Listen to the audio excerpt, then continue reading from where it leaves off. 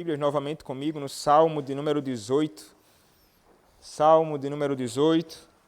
A exposição nesta noite será apenas dos versos 4 até o verso 6. Salmo de número 18. Vamos fazer a leitura do início. O texto nos diz assim: Ao mestre de canto, Salmo de Davi, servo do Senhor, o qual dirigiu ao Senhor as palavras deste cântico, no dia em que o Senhor o livrou de todos os seus inimigos e das mãos de Saul. Ele disse: Eu te amo, ó Senhor, força minha. O Senhor é a minha rocha, a minha cidadela, o meu libertador, o meu Deus, o meu rochedo em que me refugio, o meu escudo, a força da minha salvação, o meu baluarte. Invoco o Senhor, digno de ser louvado, e serei salvo dos meus inimigos. Laços de morte me cercaram, torrentes de impiedade me impuseram terror, cadeias infernais me cingiram e tramas de morte me surpreenderam. Na minha angústia, invoquei o Senhor, gritei por socorro ao meu Deus. Ele, do seu templo, ouviu a minha voz e o meu clamor lhe penetrou os ouvidos. Amém. Pode se assentar, irmãos. Vamos orar ao nosso Deus. Senhor, nosso Deus bendito, a Tua palavra está aberta mais uma vez, será, ó Deus, nesta ocasião exposta. Rogo a Ti, ó Pai, que o Senhor me conceda graça, que o Senhor me use neste momento para o louvor da glória do Teu nome, ó Pai.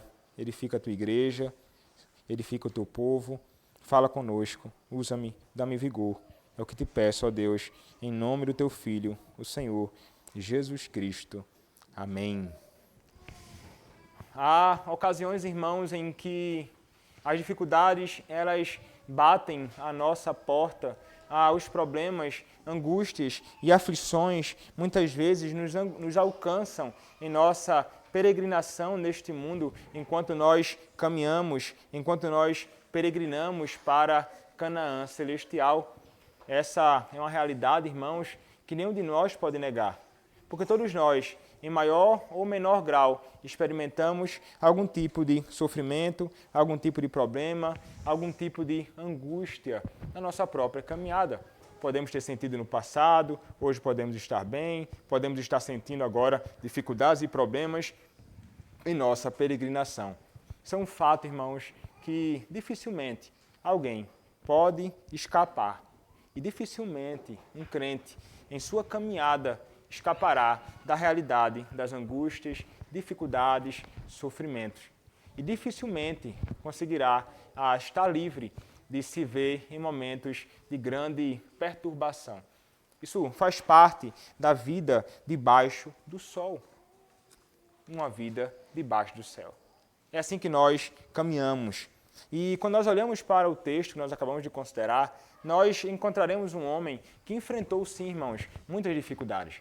Nós vimos como Davi, o autor deste salmo, servo do Senhor, que dirigiu a Deus este salmo, que escreveu este salmo depois de ter todos os seus inimigos, depois de ter os seus inimigos sido derrotados por ele, pelo próprio Senhor, melhor dizendo. Ele então compõe este salmo tão belo que começou para nós nesta manhã, na exposição do verso 1 ao verso 3, mostrando-nos que o Senhor Deus, ele é alvo do amor do salmista. Nós vimos como Davi, ele ama o Senhor, ele diz: Eu te amo, ó Senhor. E vimos que ele ama o Senhor tanto pelo que o Senhor é, como também pelo que o Senhor fez. Pelo que o Senhor fez, o Senhor o libertou dos seus inimigos. O Senhor esmagou os seus inimigos, inclusive o próprio Saul. E então, ele se volta para Deus e, contemplando quem Deus é, ele não poderia deixar de amar o seu Deus também. Ele contempla o Senhor e nós vimos como ele vai se dirigir a Deus, chamando de modo tão precioso e tão pessoal ao Senhor, chamando o Senhor de a sua força, a sua rocha, cidadela, seu libertador, seu rochedo, seu refúgio, seu escudo, a força da sua salvação, o seu baluarte.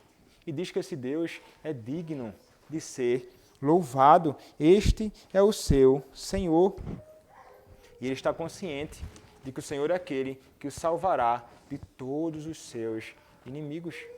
Então note como o Salmo começa de modo glorioso e podemos aprender lições preciosas para a nossa própria vida nos 3 primeiros versos. Mas agora, irmãos, o salmista, ele vai nos mostrar o seu drama.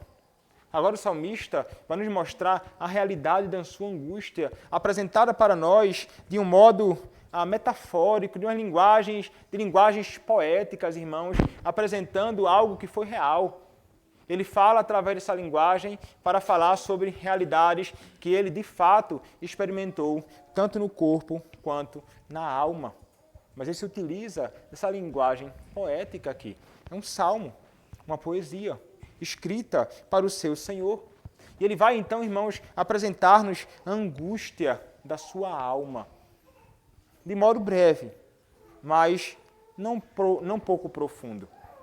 E ele vai, então, irmãos, nos falar. Mas qual, então, era o tipo da angústia que passou Davi?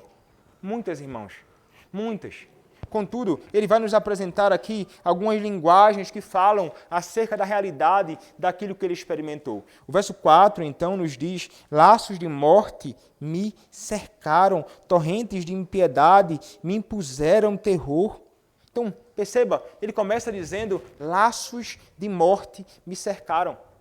A morte aqui, irmãos, para o salmista, nos é apresentada de um modo personificado, como se fosse uma pessoa com cordas. É a morte como se fosse uma pessoa com cordas. Ela estaria, essa morte personificada, tentando colocar suas cordas em Davi. Esse é o propósito. É isso que ele descreve. E isto representa a morte para Davi como um gigante ou um conquistador também, amarrando sua vítima, ou como um caçador capturando a sua presa com cordas ou com laços.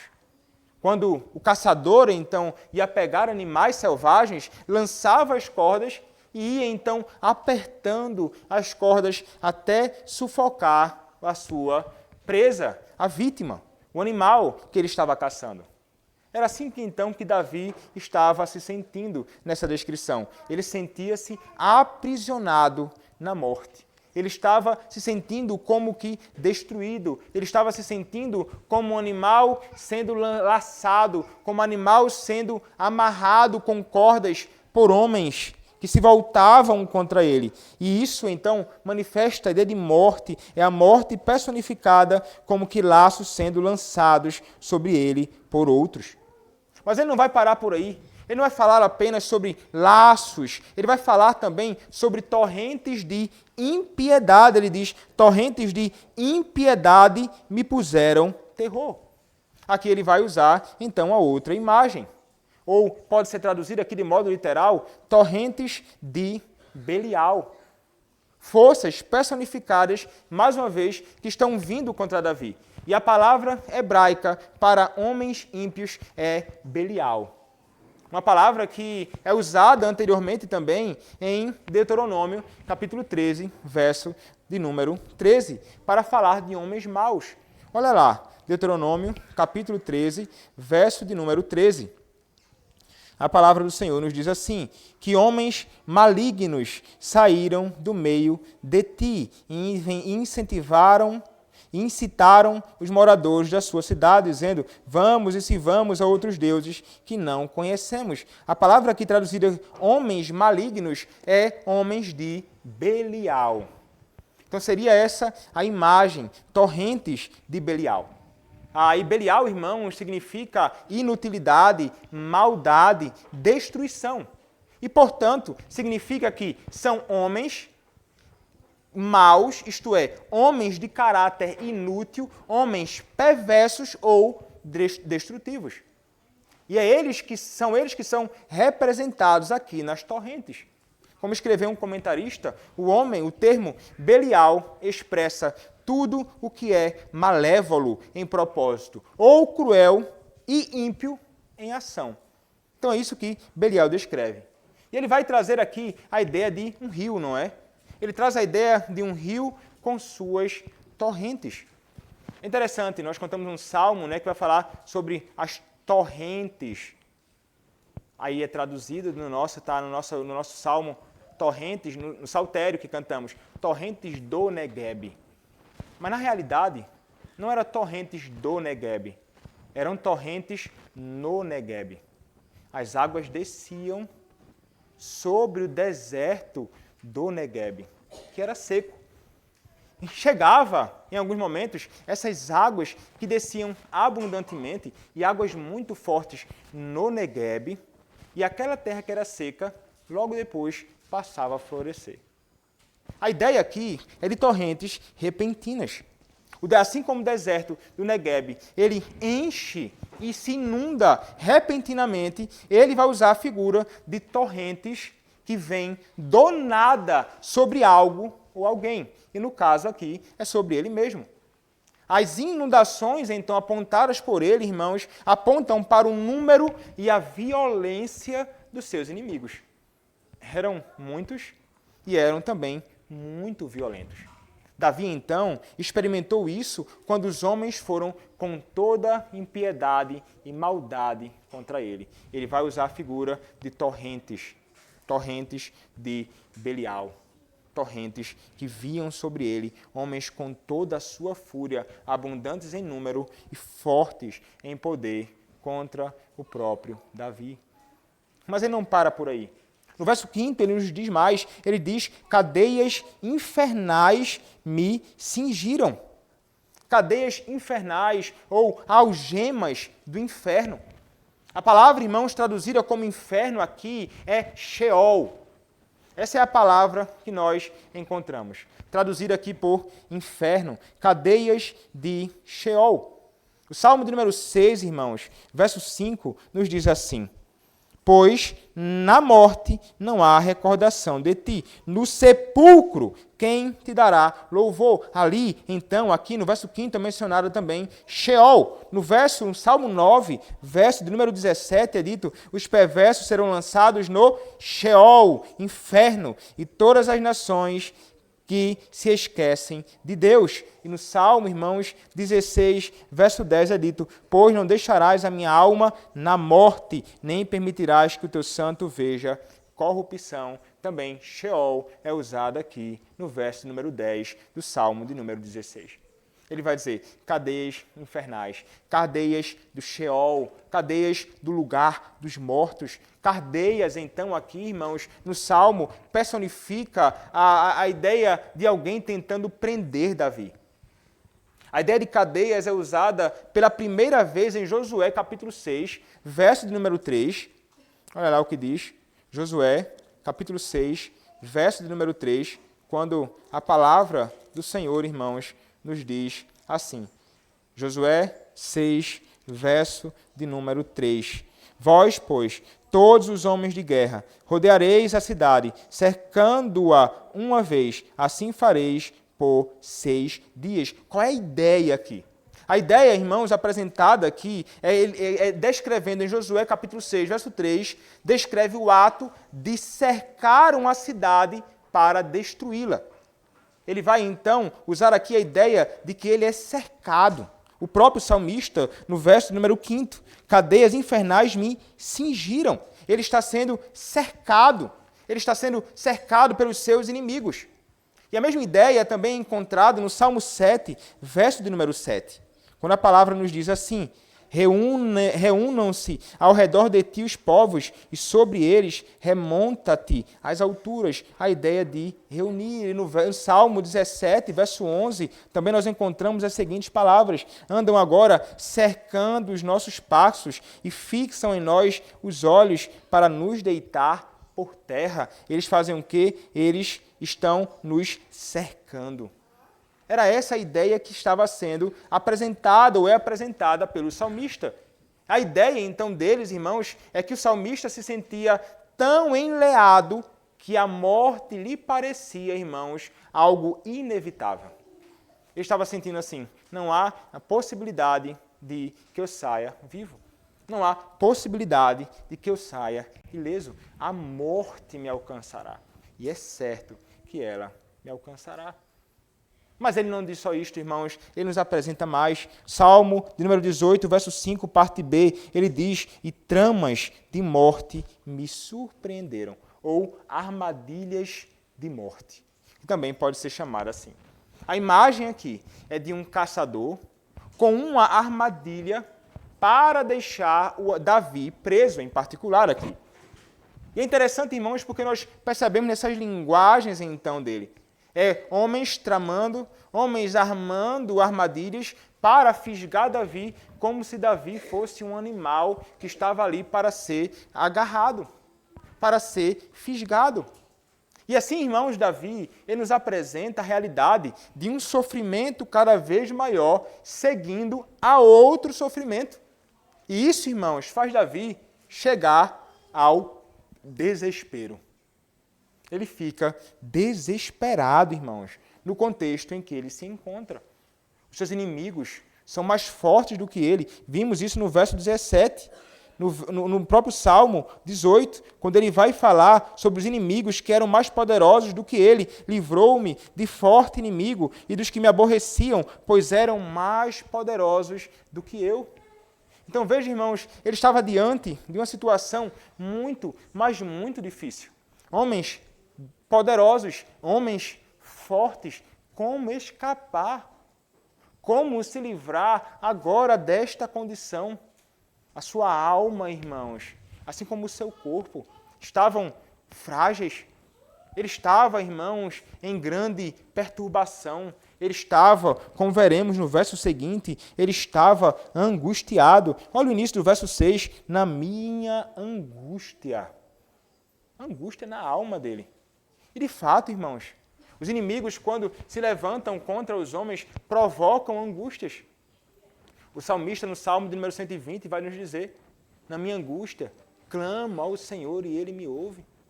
Senhor, livra-me dos lábios mentirosos, da língua enganadora.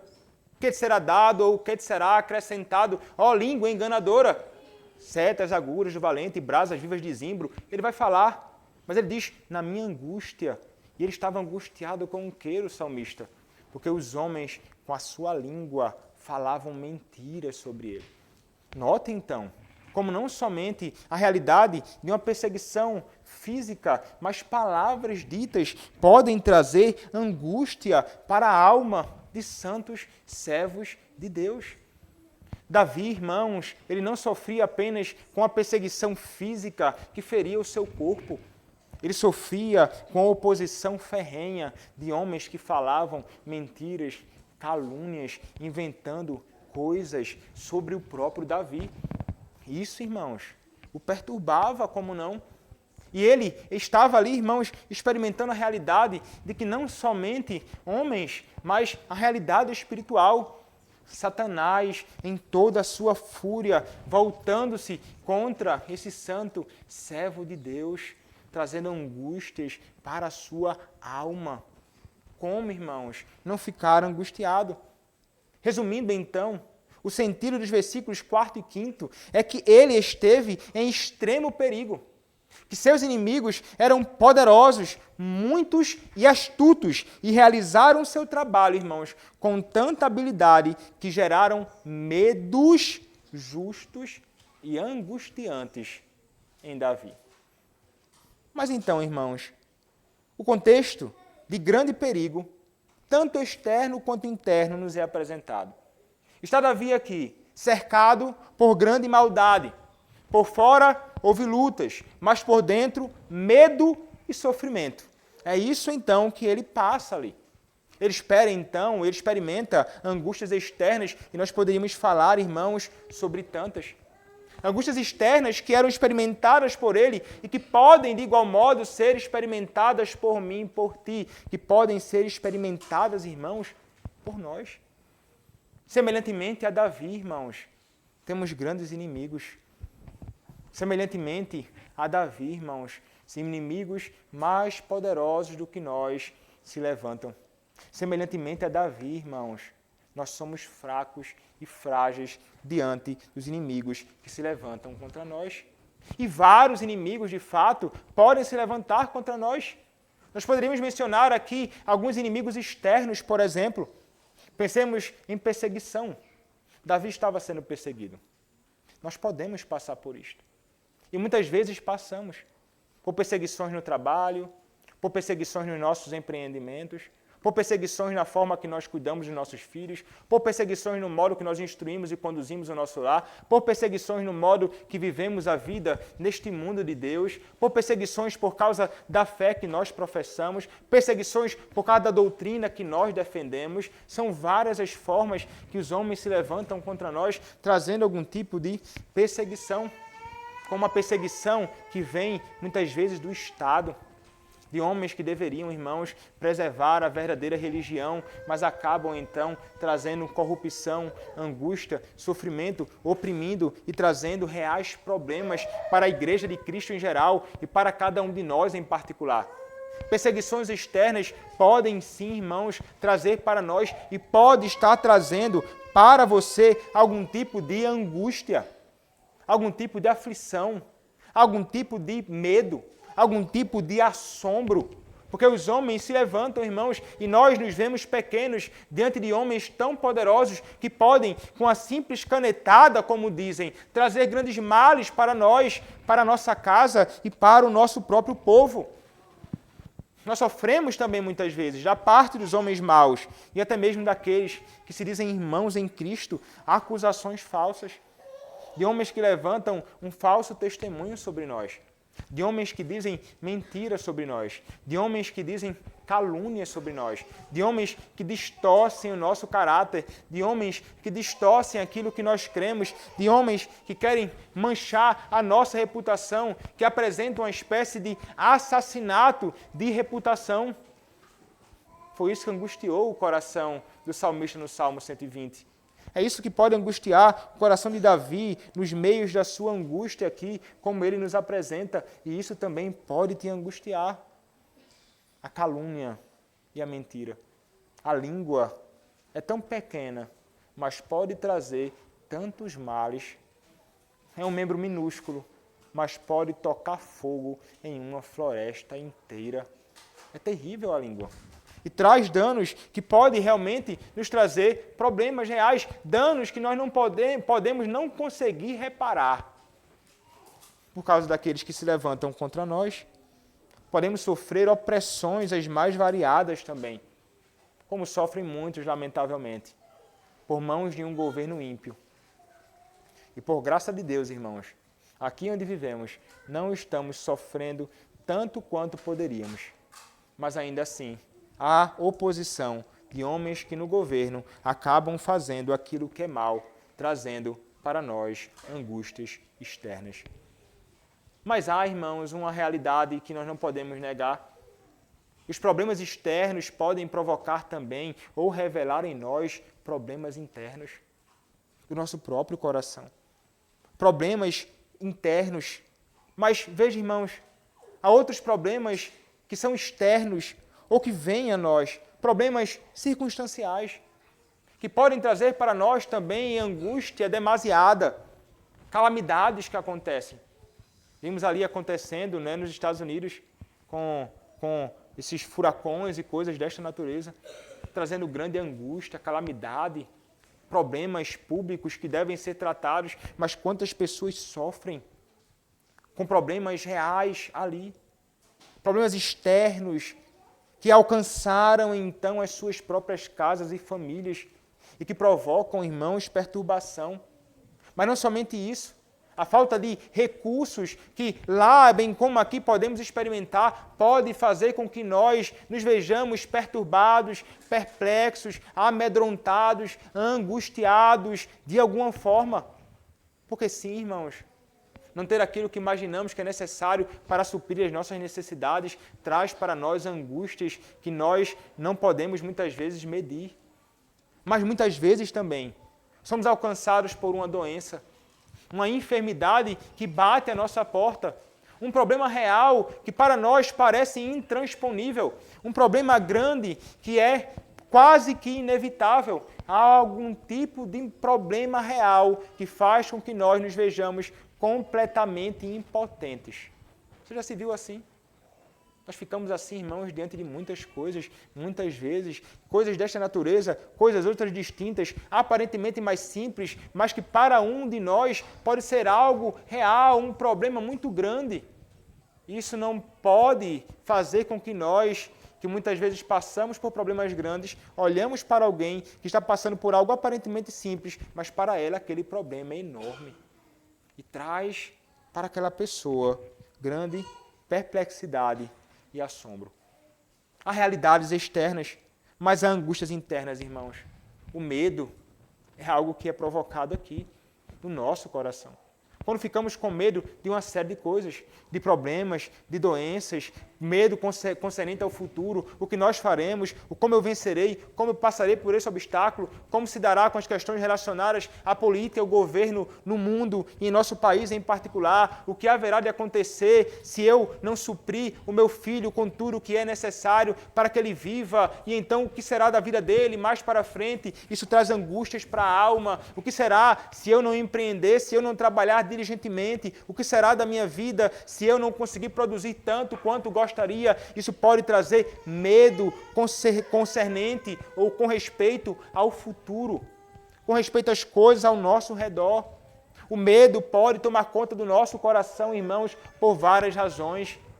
O medo, por causa de algo que vem sobre nós, que parece que não pode ser refreado, e isso pode trazer para nós a morte, como também uma doença, que pode sim provocar grande medo na nossa própria alma. Mas não somente medo, irmãos, a ansiedade muitas vezes toma conta do nosso coração, o desespero pode tomar conta de nós, que é quando nós olhamos para as circunstâncias ao nosso redor e nós começamos a aparentemente ver algo que de forma alguma nós conseguiremos transpor. E então nós nos vemos desesperados. Então olhamos para o problema e não vemos algum tipo de solução, e isso nos traz um desespero, porque estamos olhando para o lugar errado, quando deveríamos olhar para Cristo, mas olhamos para os problemas e, como Pedro então, começamos a naufragar na fé, quando tiramos os olhos de Cristo e passamos a olhar para as tempestades que estão ao nosso redor. Essa é uma realidade que nós podemos experimentar, o desespero. Podemos experimentar depressão e angústias reais. Depressão na alma, quando somos então, irmãos, aflitos, estamos aflitos e muitas vezes não por uma razão errada, mas muitas vezes podemos passar pela noite escura da alma, quando a tristeza se abate, irmãos, sobre nós, de modo que nós não podemos explicar. Isso acontece com os melhores crentes. Davi muitas vezes experimentou isso. Jeremias, certamente. E tantos outros servos do Senhor, irmãos. E desespero é depressão, sensação de desamparo, de que Deus nos esqueceu em meio aos nossos problemas. Nós muitas vezes somos tomados, irmãos, por sentimentos desta natureza, que são mais sensações nossas do que coisas reais. Mas é a nossa vida, irmãos, debaixo do sol. Essa é a realidade da nossa própria alma pecaminosa, ainda tão contaminada com o pecado, precisando ainda ser tão amadurecida e aperfeiçoada. É assim, irmãos, conosco, que ainda estamos sendo transformados à imagem de Cristo, nosso Redentor. Do crente mais simples ao crente de maiores condições, do crente recém-convertido ao crente antigo no meio da igreja, do mais novo na nossa congregação, aquele mais velho, do maior conhecedor de teologia ao que tem menos conhecimento. Estes males podem acometer e podem nos levar a ficarmos absolutamente e grandemente angustiados. Mas como, irmãos, lidar com isso? Veremos que o salmista nos apresentará um remédio que é fundamental, mas nós poderíamos pensar em alguns brevemente. Nós podemos olhar, irmãos, para o salmista e vemos que o salmista no salmo em que nós consideramos anteriormente, antes de escrever a sua angústia, a angústia que ele passou, ele vai falar sobre a sua confiança no seu Deus. Ele, irmãos, confiou em Deus. E um remédio para a nossa alma, irmãos, é confiarmos no Senhor. Aprendamos a confiar em Deus, mesmo quando nós não vemos a luz.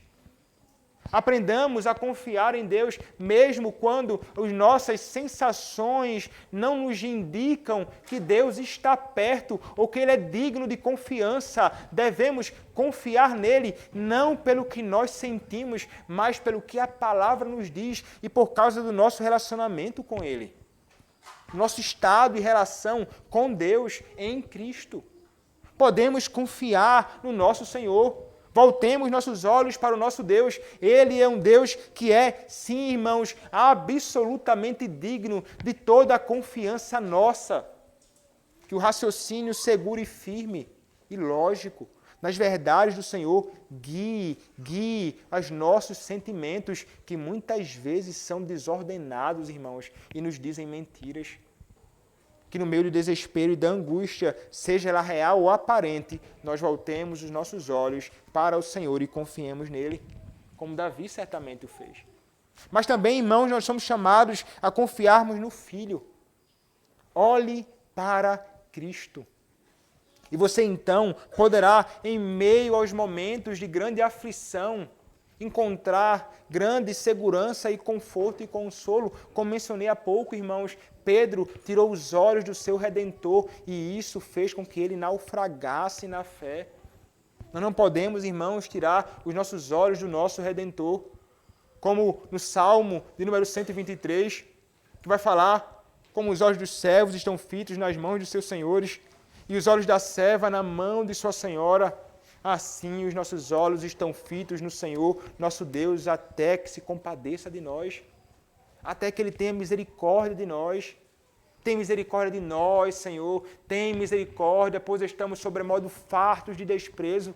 A nossa alma está saturada do escárnio dos que estão à sua vontade e do desprezo dos soberbos. Angústias terríveis, mas os olhos fitos naquele que é o Senhor. Olhar então, irmãos, para Cristo, olhar para Cristo como sendo um mediador bendito, cheio de graça e de bondade, deve inundar os nossos corações, irmãos, em meio aos momentos de adversidade que nós experimentamos na nossa própria caminhada. Somos chamados também, irmãos, a confiar nas promessas do nosso Deus quando estamos em aflição. Confiar nas palavras ditas pelo nosso Deus, que não pode mentir. No Deus que fala, irmãos, e cumpre absolutamente tudo aquilo que prometera. O nosso Deus, irmãos, prometeu a nós que haveria de enviar o seu Consolador para nos consolar, irmãos, nos momentos mais adversos e tristes da nossa própria peregrinação neste mundo debaixo do céu. Se o nosso Cristo prometeu que enviaria outro Consolador igual a Ele em essência, porque nós vamos desconfiar das palavras deste Cristo. Temos, irmãos, o Espírito que em nós habita, o nosso Espírito santificado por Deus, que nos mune para ficarmos firmes na caminhada com Deus, apesar das adversidades. E temos o Espírito Santo de Deus em nós, que também nos consola e nos capacita e nos lembra também de todas as palavras ditas pelo próprio Cristo, que nos são um grande consolo e remédio para todas as nossas angústias e aflições. Como é necessário, irmãos, que confiemos também nas promessas que não podem ser revogadas do nosso Deus. Mas confiemos também, irmãos, na providência do nosso Senhor. Tudo o que acontece, irmãos, não está fora das mãos paternais de Deus. Davi experimentou tudo o que experimentou no corpo e na alma, porque o Senhor Deus o levou a experimentar tais coisas. Para o próprio bem de Davi, para a glória do Senhor e para o meu e o teu ensino hoje. Para o meu e teu ensino hoje. Nós devemos, então, irmãos, entender a realidade dos problemas e males que nos acometem neste mundo através de uma perspectiva que seja bíblica. Olha o que diz a palavra, irmãos. Olha o que diz 1 Pedro, capítulo 1. 1 Pedro, capítulo 1, versos 6 e 7. A palavra do nosso Deus nos diz assim: nisso exultais, embora no presente, por breve tempo, se necessário, sejais contristados por várias provações, para que, uma vez confirmado o valor da vossa fé, muito mais preciosa do que ouro perecível, mesmo apurado por fogo, redunda em louvor, glória e honra na revelação de Jesus Cristo. Olha o que diz também Tiago, irmãos. Tiago, capítulo de número 1, versos 2 e 3, a palavra do nosso Deus, irmão, nos diz assim: meus irmãos, tende por motivo de toda alegria o passar por várias provações, sabendo que a provação da vossa fé, uma vez confirmada, produz perseverança. Olha o que diz o apóstolo Paulo em Romanos capítulo 5, verso de número 3.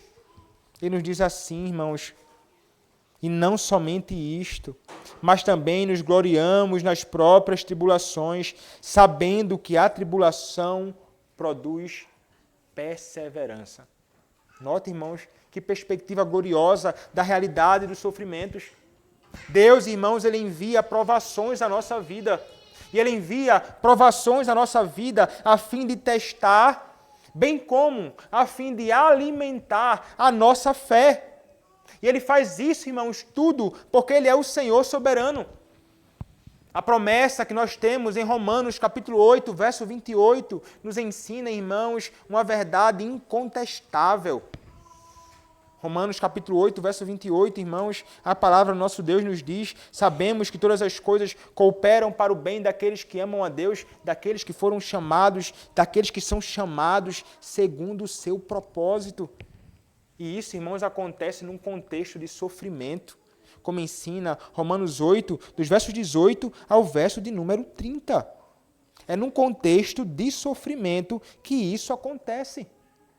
Olha o que diz o verso 18: porque para mim tenho por certo que os sofrimentos do tempo presente não podem ser comparados com a glória a ser revelada em nós. E ele continua tratando, apresentando-nos esse contexto, irmãos. Em 2 aos Coríntios, capítulo 4, versos 7 a 10, o apóstolo Paulo, mais uma vez, irmãos, nos dá uma verdade tão gloriosa, quando ele escreve assim: temos, porém, este tesouro em vasos de barro,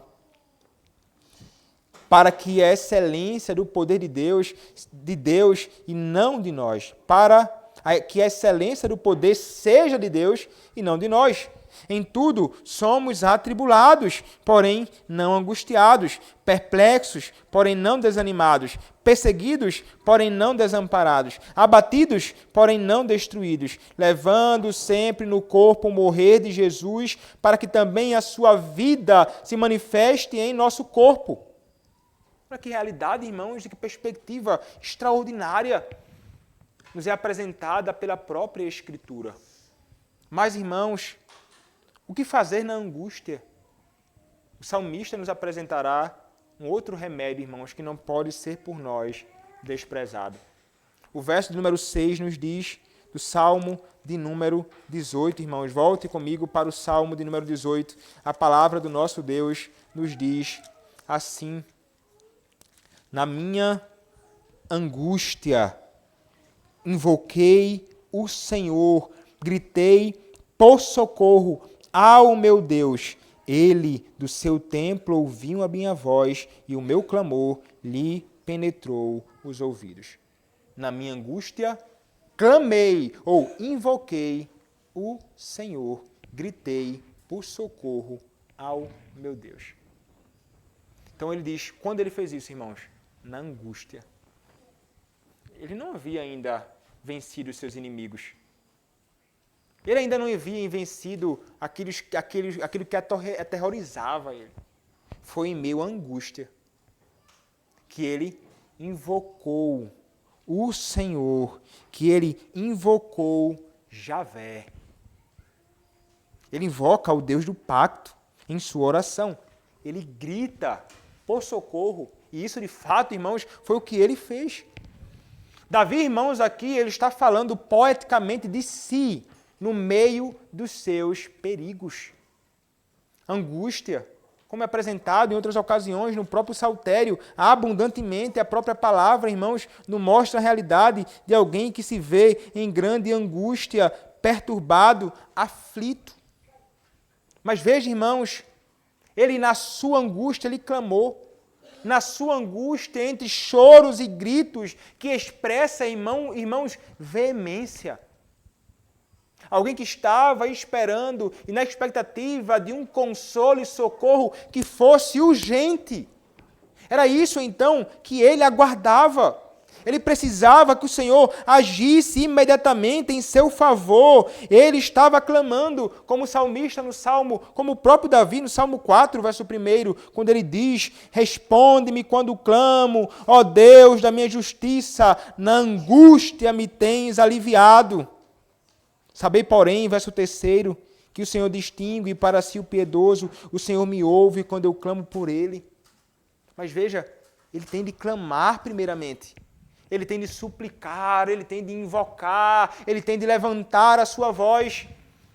Então Calvino, irmãos, nos diz assim: aprendamos, pois, que um exemplo tal é posto diante de nossos olhos, para que nenhuma calamidade, por maior e mais opressiva seja ela, não nos impeça de orar.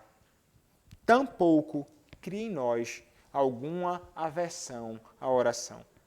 Que nada, que nenhum problema nos seja um obstáculo para orar. E que nenhum problema nos faça ser pessoas que desprezam a oração.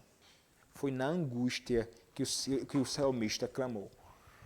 Veja, irmãos, quando ele clama, isso revela que ele não é alguém que se coloca na condição de alguém que é independente. Ele não é independente. Independência, irmãos, não é um bom caminho. Somos fracos diante dos nossos inimigos. Como o salmista era fraco diante dos inimigos dele. Somos verdadeiramente fracos. Somos muito frágeis. A menor coisa nos derruba. A coisa mais simples nos derruba. Notem então, irmãos, que a independência é algo que pertence somente ao Senhor. Somente Deus é autossuficiente. Somente Deus é independente. Somente Ele não precisa de nada nem de ninguém. Ele não precisa de mim, Ele não precisa de ti. Ele não precisa de nada. Isso é o nosso Deus. Essa é a aceidade divina. Esse é o nosso Senhor. Nunca precisou desde o princípio e nunca jamais precisará. Mas veja, irmãos, Ele é independente, o Senhor, mas nós não o somos. Nós somos completamente dependentes. Mas veja, irmão, já mencionei isso aqui em outras ocasiões, Cristo, tal qual o Deus, o Pai, é independente. Ele é autoexistente, ele é autossuficiente, mas na sua caminhada neste mundo, ele viveu na dependência do Pai. Ele orava ao Pai, ele suplicava ao Pai, ele invocava ao Pai, até mesmo nas maiores angústias, como nós vemos no Getsemane. Angústia na sua alma, angústia no seu corpo, o nosso Cristo. Ele suplica ao Pai, se possível, passa de mim este cálice, se possível, passa de mim este cálice, se possível, passa de mim este cálice. Se o nosso Deus, irmãos, Cristo, viveu na dependência do Pai, não deveríamos nós imitá-lo? A dependência é um bom caminho. Nós precisamos do Senhor, para que o Senhor nos livre de tudo aquilo que angustia o nosso corpo e a nossa alma. Nós precisamos de Deus. Por essa razão, então, devemos orar, irmãos, a Ele. E devemos orar somente a Ele. A pergunta de número 179 do Catecismo Maior nos diz assim: devemos orar somente a Deus? Resposta: sendo Deus o único que pode esquadrinhar o coração, ouvir os pedidos, perdoar os pecados e cumprir os desejos de todos, é o único em quem se deve crer e a quem se deve prestar culto religioso. A oração, que é uma parte especial do culto, deve ser dirigida por todos a Ele só e a nenhum outro. Então, a oração deve ser feita somente a Deus. É isso que ele faz. Ele suplica a Deus, ele clama a Javé.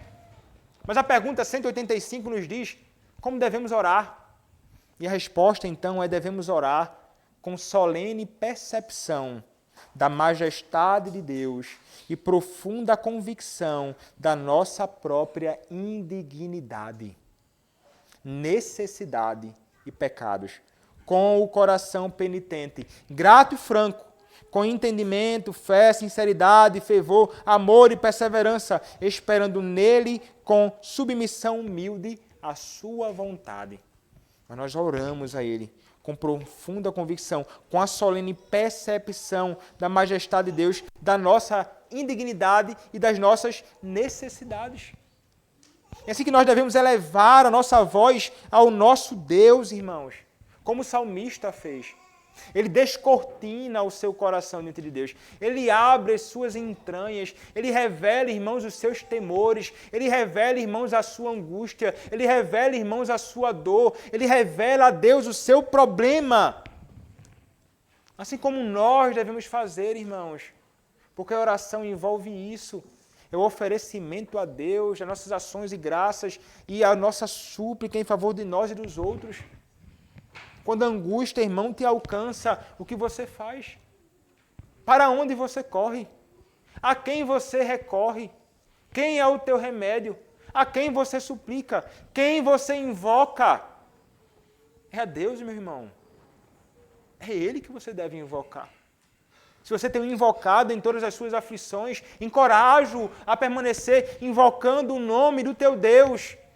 Mas se você não tem feito isso, exorto-o a que se volte para o seu Deus, invocando-o, clamando, chorando, gritando ao nome do teu Deus, na expectativa de que Ele escute a sua oração, como fez o salmista Davi, que nos é um exemplo fundamental. E o que nós encontramos, irmãos, é que o grito de Davi não foi em vão. O grito dele não foi em vão. Davi foi achado um homem de oração e Deus foi achado um Deus ouvinte de oração, disse Matthew Henry. Davi, um homem de oração, Deus, um ouvinte de oração, e é isso que nos diz a parte B do verso 6. Ele, do seu templo, ouviu a minha voz e o meu clamor lhe penetrou os ouvidos. Que linguagem, irmãos, gloriosa de um Deus que escuta a oração do seu povo em meio às angústias.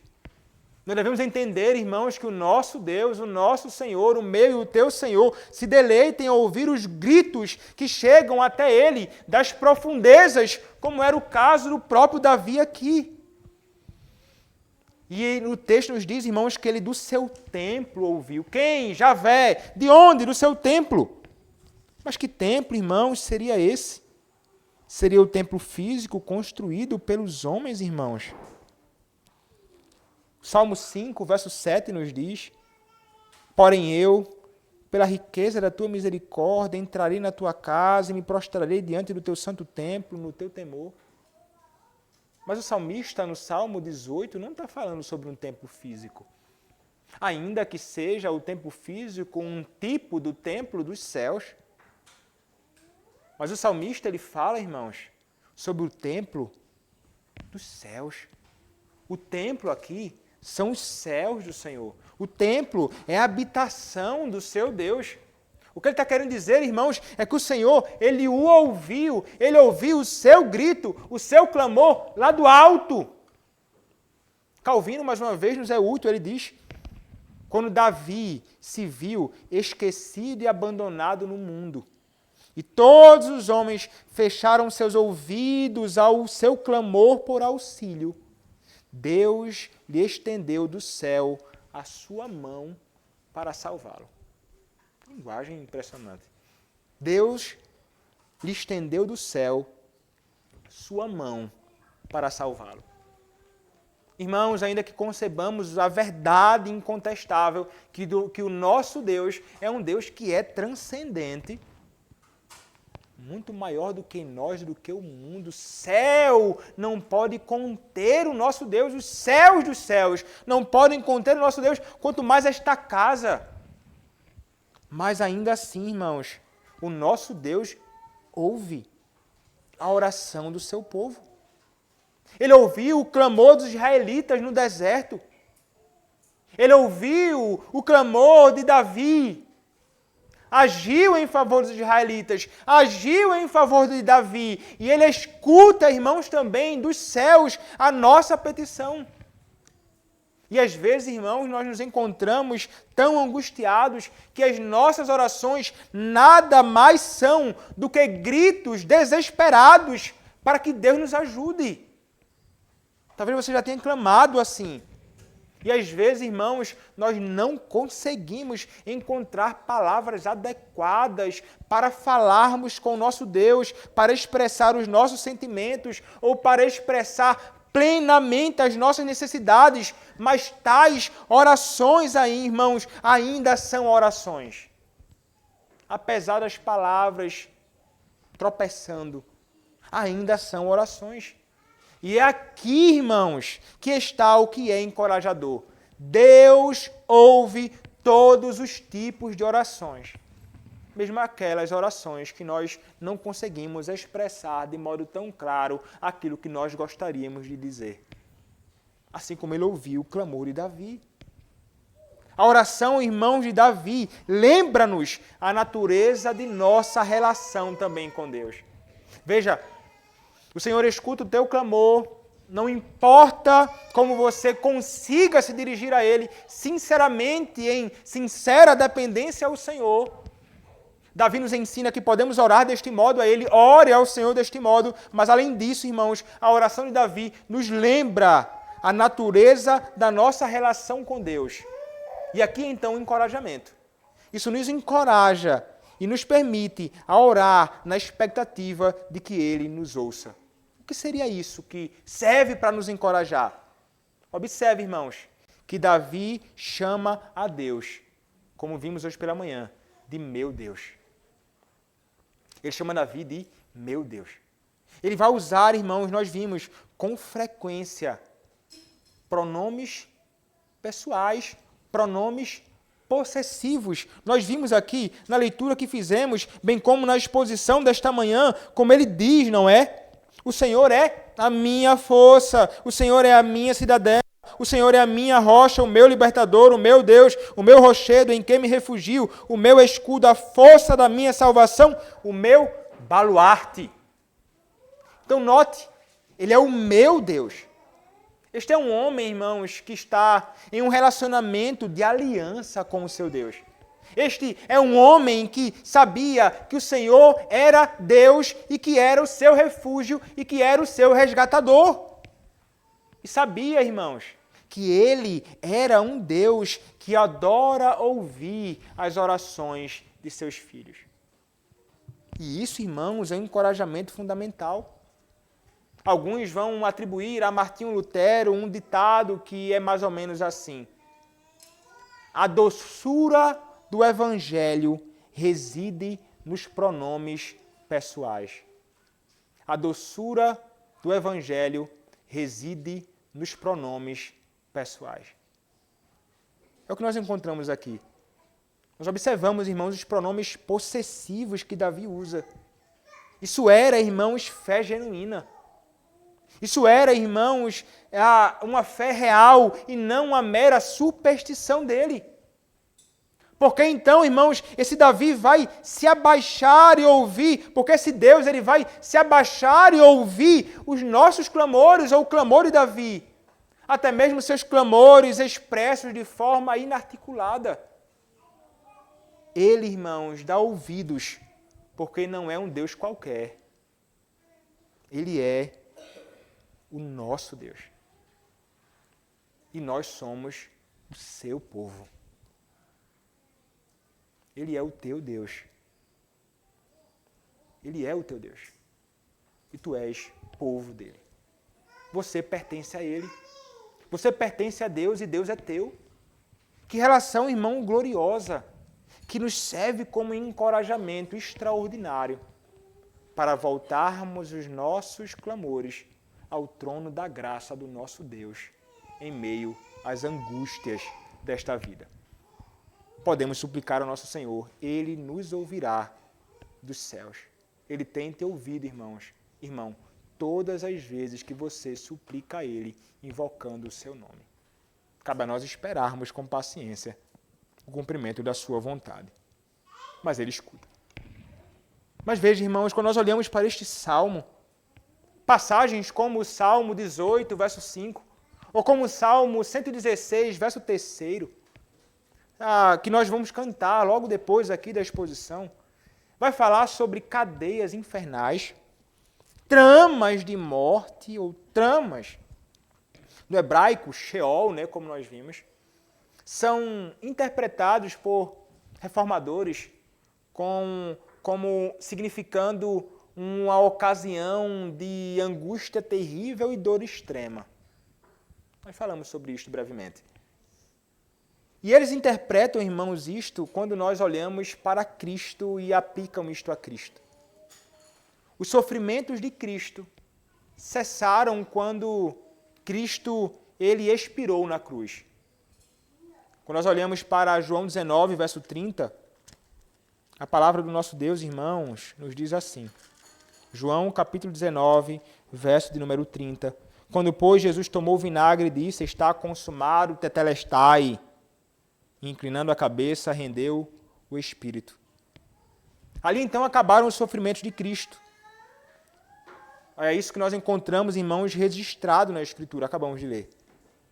E muitos irmãos, servos do Senhor no passado, entendiam as referências dos Salmos 18, verso 5, e do Salmo 116, verso 3, como que fazendo referência ao extremo sofrimento do nosso Senhor Jesus Cristo. Tanto no jardim do Getsemane, como na cruz. O que nós encontramos, irmão, nessas duas ocasiões, em que Cristo ele sofre angustiado. Nós encontramos, irmãos, palavras de um homem que estava verdadeiramente angustiado, verdadeiramente, irmãos, perturbado. Ele estava verdadeiramente aflito. Era assim que estava o nosso Senhor Jesus Cristo. No Getsemane, como nós sabemos, como também, irmãos, na ocasião em que ele está na cruz. Quando nós olhamos, então, para o que é narrado em Lucas, capítulo 22, a partir do verso 39, a palavra do nosso Deus nos diz assim, e saindo, foi, como de costume, para o Monte das Oliveiras, e os discípulos o acompanharam. Chegando ao lugar escolhido, Jesus lhes disse, orai, para que não entreis em tentação. Ele, por sua vez, se afastou cerca de um tiro de pedra e de joelhos orava, dizendo, Pai, se queres, passa de mim este cálice, contudo, não se faça a minha vontade, sim a tua. Então lhe apareceu um anjo no céu que o confortava. E estando em agonia, orava mais intensamente, e aconteceu que o seu suor se tornou como gotas de sangue caindo sobre a terra. Levantando-se da oração, foi ter com os discípulos e os achou dormindo de tristeza. E disse-lhes, porque estáis dormindo, levantai-vos e orai, para que não entreis em tentação. Veja, irmãos, Cristo ora, se possível, passa de mim este cálice. Que cálice é esse, irmãos? É o cálice da ira de Deus. Ele sabia que haveria de experimentar o cálice da ira do seu Pai sobre si. Isso gerou uma angústia tão grande nele, que ele, irmãos, suou sangue, nos diz a palavra. Imagina que angústia é essa. Eu nunca me vi angustiado a tal ponto de suar sangue. Mas veja a linguagem que é usada na Escritura com referência ao próprio Cristo. Tamanha sua angústia. Ele clama ao Senhor, se possível. Qual a resposta do Senhor? A resposta do Senhor, irmãos, é a cruz. Cristo é conduzido à cruz. O Senhor ouviu a sua oração, mas o Senhor não atendeu a oração do seu filho. Foi feita de fato a vontade do Pai, como o próprio filho estava sujeito e disposto a sofrer. Nós então somos transportados, irmãos, para Cristo agora na cruz. Nós lemos isto. A palavra do Senhor então nos diz em Marcos capítulo 15, a partir do verso número 22. E levaram Jesus para o Gólgota, que quer dizer lugar da caveira. Deram-lhe a beber vinho com mirra, ele, porém, não tomou. Então o crucificaram e repartiram entre si as vestes dele. Marcos 15, verso 24. lançando-lhes sorte para ver o que levaria a cada um. Era a hora terceira, quando o crucificaram, e por cima estava em epígrafe a sua acusação, o rei dos judeus. Com ele crucificaram 2 ladrões, um à sua direita, o outro à sua esquerda, e cumpriu-se a escritura que diz, com malfeitores foi contado. Os que iam passando blasfemavam dele, meneando a cabeça, e diziam: Ah, tu que destróis o santuário, e em 3 dias o reedificas, salva-te a ti mesmo, descendo da cruz. De igual modo, os principais sacerdotes com os escribas, escarnecendo entre si, diziam: Salvou os outros, a si mesmo não pode salvar-se. Desça agora da cruz o Cristo, o Rei de Israel, para que vejamos e creiamos. Também os que com ele foram crucificados o insultavam. Chegando a hora sexta, houve trevas sobre toda a terra até a hora nona. A hora nona clamou Jesus em alta voz: Eloi, Eloi, lama sabactani, que quer dizer: Deus meu, por que me desamparaste? Meus irmãos, Davi não foi desamparado.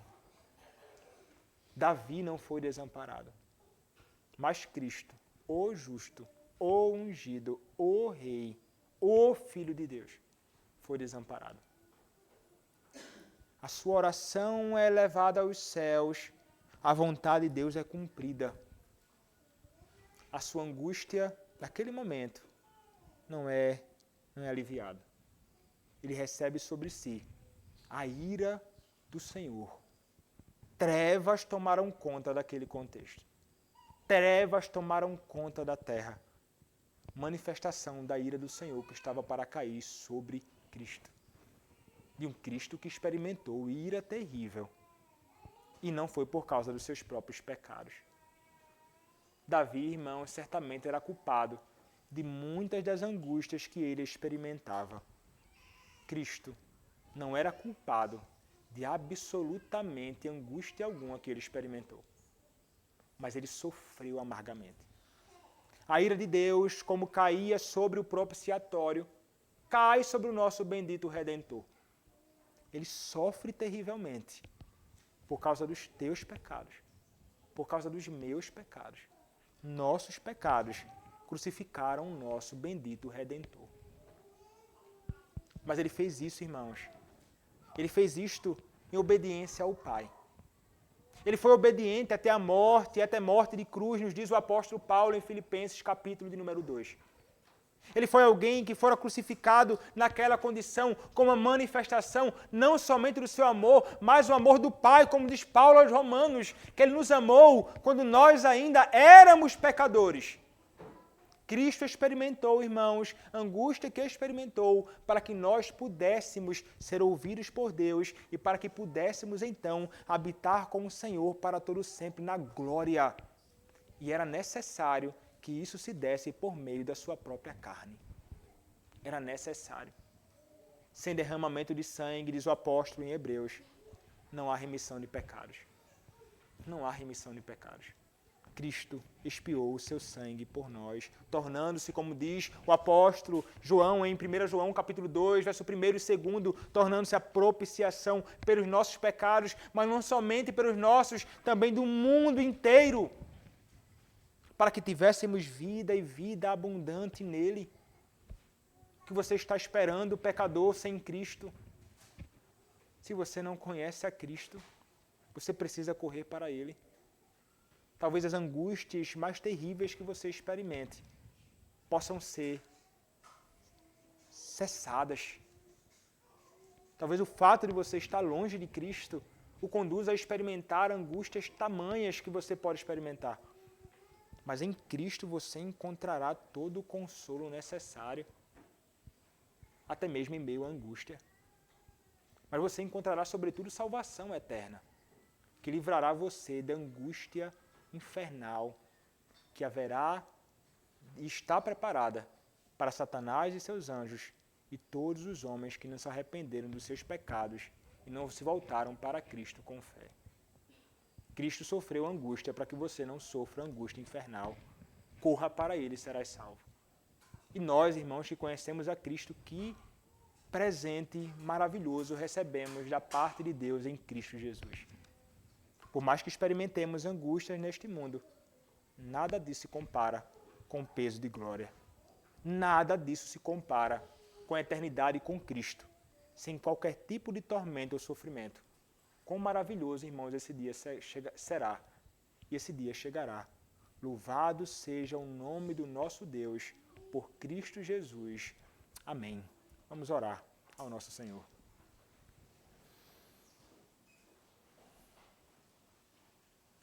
Senhor nosso Deus, louvado seja o teu nome pela tua palavra, pela graça que tivemos de nesta noite ouvirmos uma breve porção e breve exposição da tua palavra.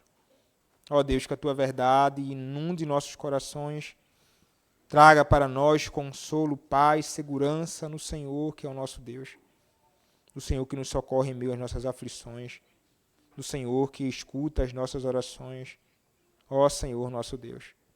E também, ó Pai, salva aqueles que não conhecem a Ti, que não conhecem o Teu Filho, revela a Cristo, que possam encontrar vida nele. Ó Deus, é o que nós te pedimos. Em nome do Teu Filho, Senhor, Jesus Cristo. Amém. Coloquemos em pé.